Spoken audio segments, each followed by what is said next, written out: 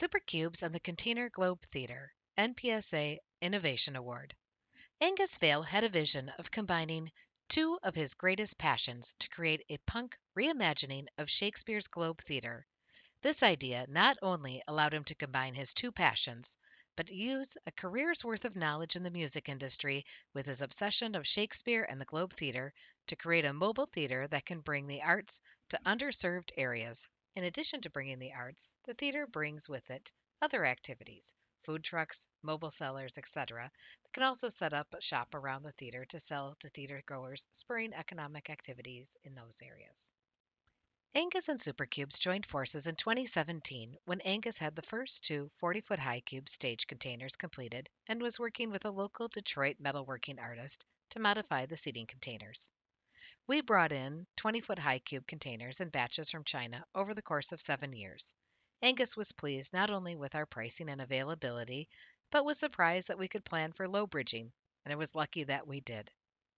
Our first modification project was the brace that held the bottom two stage containers together and raised them up off the ground, but it was strong enough to handle the balcony level containers when they were complete.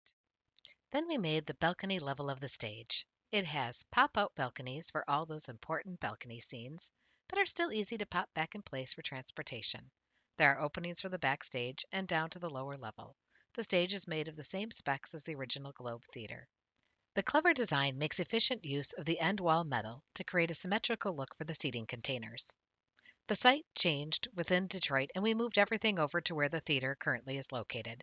Angus needed a few more containers for his office and other storage, so we helped add those in as well. The next phase of the project will raise the seating containers up and lock them together, as well as provide stairs and ramps to the upper level containers. All of the seating containers will be covered in mesh for shading. This creative project is definitely a creative use for containers. Elements of the project have been done before, but not a scale replica of a theater that is over 400 years old. This project took on the trifecta of modifying containers, lifting them, and locking them simultaneously, but adding in a fourth element that the anchoring cannot be permanent. The creative problem solving on the technical side of this project has been almost as fun as the visual part of it. Phase 1 was complete in the summer of 2024 when the first Shakespeare troupe performed on stage to live crowds. It was an exciting weekend to see all the hard work finally come to life.